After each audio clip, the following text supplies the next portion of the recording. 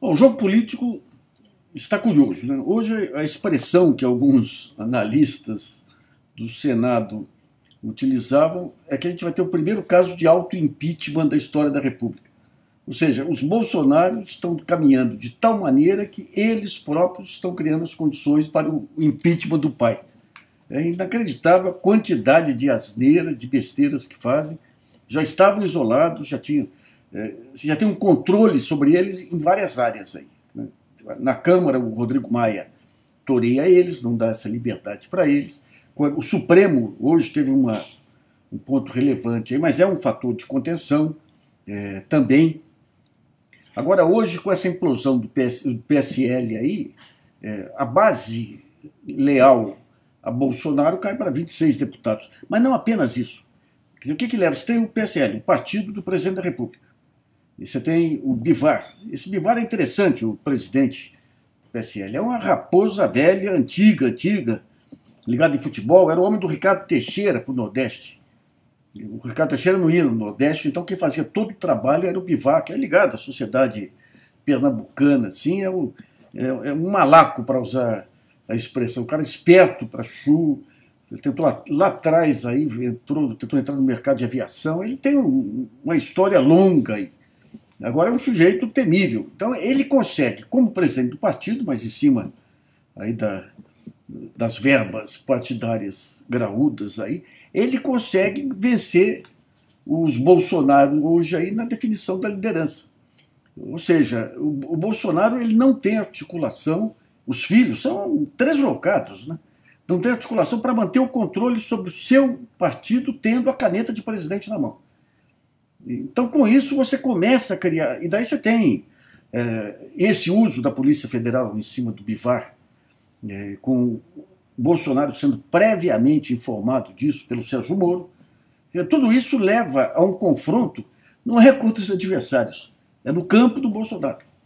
É no campo do Bolsonaro. E tem outros pontos que estão caminhando aí, céleres aí. No BNDES, colocaram lá um aventureiro que queria vender ações do Banco do Brasil em condições que beneficiariam apenas os intermediários. Uma funcionária do banco resistiu, foi demitido por ela. Hoje, esse diretor foi demitido pelo Conselho de Administração do banco por votação unânime. Então você tem todos esses pontos de cerco ao Bolsonaro que culmina com o Itamaraty, né? O Itamaraty, com esse acordo do Brasil sair da condição de país emergente, que dá um conjunto de vantagens da Organização Mundial de Comércio, pressionado pelos Bolsonaro. Ou seja, aquilo que a gente dizia lá atrás, lá, não tem nenhuma visão estratégica e tática. O que eles sabem apenas é criar movimentos sucessivos em cima aí do fundamentalismo religioso, dessa submissão vergonhosa, não aos Estados Unidos, ao Trump, e não consegue avançar além disso. Então nós estamos chegando rapidamente no impasse. Hoje o Supremo ele deu um avanço grande aí com essa decisão, não saiu ainda, mas a provável decisão de derrubar a prisão em segunda instância aí por 7-4. Esse é o palpite do Marco Aurélio. Por que a prisão em segunda instância você tem que derrubar? Por algo que a gente apontava lá no início, quando começou essa questão. A influência regional, a influência política regional é muito grande. A segunda instância é o Tribunal Regional. É o tribunal que atua no âmbito de cada estado, de cada região. Então a possibilidade, vamos pegar casos aí recentes, um passado recente aí. O Zé Sarney, com toda a influência dele, o que fez com o Jackson Lago, que era governador do Maranhão? Ele foi empichado lá por votações, teria comprado votos aí por R$10, R$15. A mesma coisa ocorreu no Amapá. Quando você pega o que aconteceu na Lava Jato com o TRF4, o Tribunal Regional Federal, lá da 4ª região, é evidente que você tem uma combinação entre eles. Se você pega o Tribunal do Rio, a influência que se tem, política que se tem sobre o Tribunal do Rio, por exemplo, ele está sendo processado pelo Luiz Sveiter. O Luiz Sveiter tem uma influência política nos tribunais do Rio tremenda. Ele está com ação civil e penal contra mim. Então, se um juiz de primeira instância ordenar minha prisão no Tribunal do Rio, onde ele é fundamentalmente influente, confirmar isso aí, que nem fizeram aqui em São Paulo com o pessoal do Movimento Sem Teto, daí o que acontece? Eu cobrei isso do Luiz Roberto Barroso, quando ele votou a primeira vez em favor da prisão por segunda instância, eu tinha em alta referência lá, né? Tive uma conversa com ele e mostrei isso aí. Se amanhã, no Rio de Janeiro, lá com toda aquela falta de transparência do tribunal, resolverem condenar a prisão, o que acontece? Não, daí apela para o Supremo. Mas antes disso, você vai para a cadeia, você tem... Então, digamos, não adianta. As influências regionais, e no caso do TRF4, a combinação entre Sérgio Moro e os desembargadores lá era nítido. Nós publicamos artigos mostrando como que o próprio tribunal, através de eleições, criou aquele trio, jogou aquele trio para analisar as ações da Lava Jato, afastando um desembargador que tinha posição independente. Então não dá para deixar em segunda instância. Agora, o importante é que o Supremo perdeu o medo, né? Nós tivemos esse vexame do general Vilas-Boas. Aliás, seria bom a imprensa em Brasília investigar melhor essa questão do general Vilas-Boas. O general Vilas-Boas, ele padece aí de uma enfermidade que vai paralisando tudo. Vai paralisando tudo. Ele está no estágio grave. Então, até para escrever, ele deve ter dificuldade. Por outro lado, ele tem a filha que cuida dele, uma filha dedicada e tudo, que cuida dele. Apareceu outro dia no Bial, que está ligado à ultradireita. Então, é importante ver isso aí que acontece, porque no final da vida, assim, a pessoa joga fora toda uma biografia em cima de responsabilidades. Não é típico da idade, não é típico da biografia e da doença também, do fim de vida também, né? Agora, o que pode acontecer com o Bolsonaro? Ele está perdendo pé, então, em todas as situações. Quando você pega os ministérios dele, com exceção do general Tarcísio aí na infraestrutura, é um ministério caótico. O Paulo Guedes não vai...